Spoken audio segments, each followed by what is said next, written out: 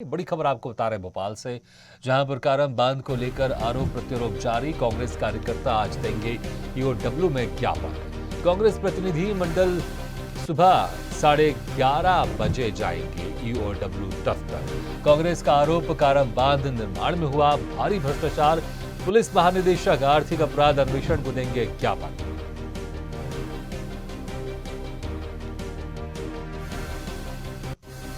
बड़ी खबर आपको बता रहे हैं, जहां पर कारम बांध को लेकर कांग्रेस ईओडब्ल्यू जाएगी। तो इस वक्त की बड़ी खबर आपको बता रहे हैं,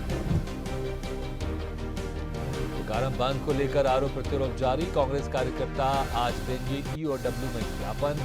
कांग्रेस प्रतिनिधि मंडल सुबह 11:30 बजे जाएगा ईओडब्ल्यू दफ्तर। कांग्रेस का आरोप, कारम बांध निर्माण में हुआ भारी भ्रष्टाचार। पुलिस महानिदेशक आर्थिक अपराध अन्वेषण को देंगे ज्ञापन। इस खबर पर ज्यादा जानकारी के लिए सीधे रुख करते हैं हमारे संवाददाता दुर्गेश। दुर्गेश, जिस तरह से कारम बांध का जो मामला है वो बड़ा ही गरमाया हुआ है, क्योंकि जिस तरह से दूसरी तरफ से उसको तोड़ करके, छेद करके वहां से रास्ता बनाकर उसका पानी निकाला गया, और उसको लेकर बहुत ही जो प्रशासन था वो सकते में था कि कहीं कोई ऐसा हादसा ना हो जाए जिसकी वजह से पूरी जिम्मेदारी सरकार पर आए कि आखिर आपने समय रहते ध्यान क्यों नहीं दिया। आखिरकार कारम बांध का पानी वहां से उसको रिलीज किया गया, लेकिन उसके बाद से सवाल उठने खड़े हो गए इसके निर्माण को लेकर। अब कांग्रेस प्रतिनिधि जो मंडल है वो सुबह 11:30 बजे ये दफ्तर जाएगा।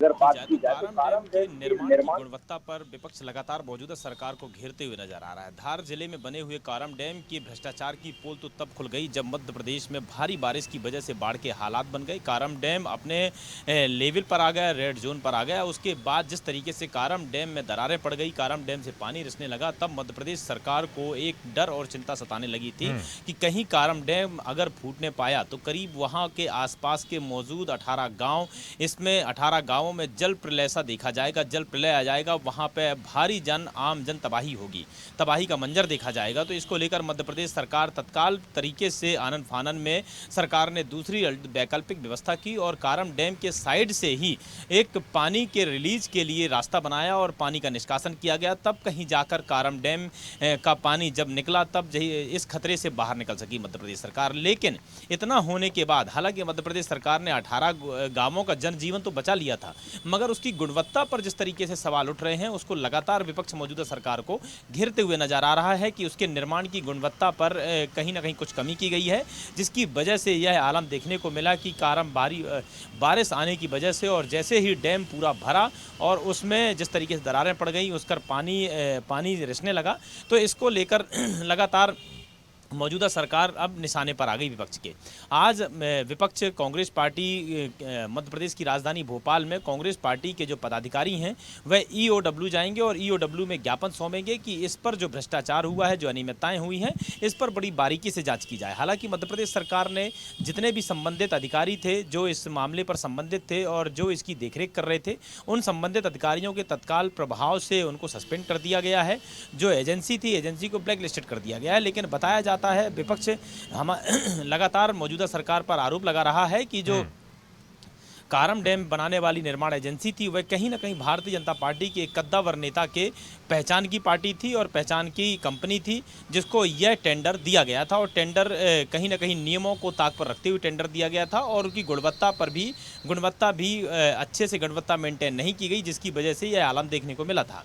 उसी को लेकर आज कांग्रेस पार्टी के कार्यकर्ता पदाधिकारी ईओडब्ल्यू जाएंगे और ज्ञापन सौंपेंगे कि इस पूरे मामले की बड़ी बारीकी से जाँच की जाए। बिल्कुल दुर्गेश, तो एक तरफ जो विपक्ष है वो ईओडब्ल्यू के जो एक्शन होता है उस पर सवाल भी उठाती हुई दिखाई देती है कि आखिर क्यों ईओडब्ल्यू सोनिया गांधी, राहुल गांधी से पूछताछ कर रही है। वहीं जब कारम बांध में भ्रष्टाचार की बात सामने आ रही है, जो कि विपक्ष आरोप लगा रहा है, अब खुद वो ईओडब्ल्यू जाएंगे और ज्ञापन देंगे और जो भ्रष्टाचार है उसकी जांच को लेकर वो उनसे आग्रह करेंगे। अब ये जो मामला है पूरा, क्योंकि भ्रष्टाचार को लेकर अब विपक्ष सरकार को घेरने में लगी हुई है, इस कारम बांध में जो निर्माण हुआ है उसको लेकर, ये मामला अब इतनी आसानी से थमने वाला नहीं दिखाई दे रहा है दुर्गेश। ऐसा लगता है कि अब ये, क्योंकि चुनाव तक की इस मामले को कांग्रेस जितना हो सके इसको और जबरदस्त तरीके से, पुरजोर तरीके से सड़क से संसद तक और विधानसभा तक उठाने की कोशिश करेगी। बिल्कुल भागीरथ, यह मामला निकलकर सामने आया था कि विधानसभा सत्र पर भी यह मामला गूंजेगा और कारम डैम की गुणवत्ता को लेकर, कारम डैम में जिस तरीके से अनियमितताएं हुई हैं, निर्माण को लेकर अनियमितता हुई है, इसको विधानसभा सत्र पर भी इस मामले को उठाया जाएगा। वहीं अगर मध्य प्रदेश सरकार की बात करें तो मध्य प्रदेश सरकार भी इन भ्रष्टाचार के आरोपों से घिरी हुई नजर आ रही है। कहीं ना कहीं कांग्रेस पार्टी इस पूरे मामले को कहीं ना कहीं लगातार उठाते हुए नजर आती है। जिस तरीके से गुणवत्ता पर कमी की गई, गुणवत्ता में कमी की वजह से जिस तरीके से यह पूरा मामला देखने को मिला, इसको लेकर कांग्रेस पार्टी अब आज ईओडब्ल्यू जाएगी और ईओडब्ल्यू में जांच के लिए आवेदन देगी कि इस पूरे मामले की बड़ी बारीकी से जांच की जाए और जांच पर जो दोषी हैं, दोषियों पर कार्रवाई की जाए। सबसे अहम बात यह है कि विपक्ष का जो लक्ष्य है वह यह है कि मौजूदा सरकार के भ्रष्टाचारों की पोल खोलना और भ्रष्टाचार का जो आरोप है, जो लगातार विपक्ष मौजूदा सरकार पर आरोप लगाते नजर आती है भ्रष्टाचार के, उन भ्रष्टाचार के आरोपों को जनता से रूबरू करवाना कि कहीं ना कहीं यह सरकार जो है ऐसी कंपनियों को टेंडर या निविदाएं देती है जो कि गुणवत्ता की कमी करती हैं और यह सरकार के संरक्षण में चल रहा है। तो इस प्रकार से तमाम आरोपों का सामना मौजूदा सरकार को करना पड़ रहा है। हालांकि मौजूदा सरकार के जिम्मेदाराना अधिकारियों और मंत्रियों की बात करें तो उनका बयान सामने आया है निकलकर कि वह जितने भी दोषी थे कारम डैम मामले को लेकर, जिन्होंने गुणवत्ता मेंटेन नहीं की, जो अधिकारी को देखरेख में काम कर रही थी कंपनी, उनको तत्काल प्रभाव से हटा दिया गया है, सस्पेंड कर दिया गया है, कंपनी को ब्लैक लिस्टेड कर दिया गया है। तो कहीं ना कहीं लगातार मौजूदा सरकार की तरफ से भी बयान आ रहे हैं निकलकर कि दोषियों पर कार्रवाई कर दी गई है। मगर उसके बावजूद भी विपक्ष लगातार मौजूदा सरकार को घेर रहा है। उसके बावजूद भी एक सबसे बड़ा सवाल यही है कि जिस तरीके से इसके पहले ही, जब निर्माण कार्य होने के पहले ही गुणवत्ता को ठीक तौर से क्यों नहीं देखा गया, क्योंकि कारम डैम के पास में 18 गांव ऐसे, 18 ग्रामीण इलाके ऐसे हैं कि जो इस कारम डैम से प्रभावित हो सकते थे। अगर भविष्य में ऐसी कोई घटना घटित होती तो 18 ग्रामीण को इसके जल प्रलय का सामना करना पड़ता। तो कहीं ना कहीं यह जरूर मौजूदा सरकार विपक्ष के सवालों के घेरे पर नजर जरूर आ रहा है। जी बिल्कुल दुर्गेश, बहुत बहुत शुक्रिया इस तमाम जानकारी के लिए। लेकिन आप हमारे साथ बने रहिएगा, अगली बड़ी खबर में भी हम आपसे